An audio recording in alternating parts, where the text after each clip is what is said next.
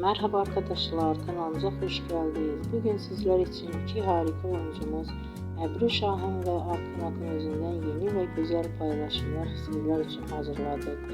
Onlar her çay dizinde rol almış ve herkes tarafından beğenilmiştir. Biz de sizler için onların güzel ve romantik karelerini hazırladık. Bu videoların devamlı gelmesini istiyorsanız kanalımıza abone olup yorum yazmayı unutmayın. Hələlik bizden bu kadar.